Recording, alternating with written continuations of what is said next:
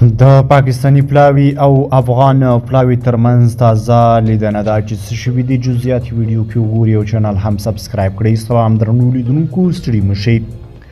متقي پاکستانی پلاوي ته موږ باید د یو بل پر نیک نیت شک ونه لرو. د افغانستان بهرنی چارو وزارت سرپرست له پاکستانی پلاوي سره په لیدنه کې ویلي ځینې ستونزې د دواړو هیوادونو ترمنځ اړیکو ته زیان رسوي، نو باید د لفظي شخړو او رسنیزو بیانونو پر ځای د دغه ستونزو عامل پیدا شي. د بهرنی چارو وزارت ویان مرستیال حافظ ضیا احمد تاکل پر خپله ایکس پاڼه لیکلي دي چې د یاد وزارت سرپرست مولوي امیر خان متقي د پاکستان د بهرنی چارو وزارت د ستراتیژیکو مطالعاتو انسټیټیوټ د مشر سهیل محمود په مشرۍ له پلاوي ورسره کابل کې د دغه هیواد چارج د افیر عبیدالرحمن نظماني سره کتلي دي.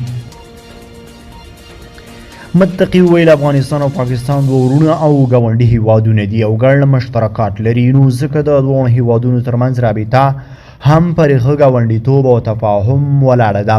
د هغه په وینا دا چې ځینې ستونزې د دواړو هیوادونو ترمنځ اړیکو ته زیان رسوي، نو باید د لفظي شخړو او رسنیزو بیانونو پر ځای د دغه ستونزو عامل پیدا شي.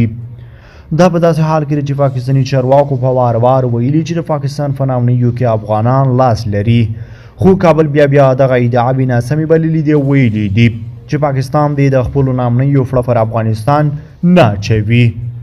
بلخوا د کاپیسا ولایت ځایي چارواکي وایي چې د دې ولایت د کوهستان ولسوالۍ په لومړۍ او دویمه برخه کې د څه باندې 140 میلیونو افغانیو په لګښت د اوبو لګولو ترانسپورټ په برخو کې د 98 ټولګټو پروژو چارې پیل شوي دي او ګڼو کسانو ته د کار زمینه هم پکې برابره شوې ده.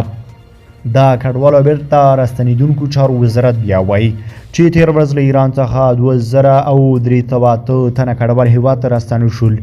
د سرچینو معلوماتو له مخې له دغه کډوالو څخه 999 تنه د کډوالو نړیوال سازمان ته د مرستو لپاره ورپېژندل شوي دي.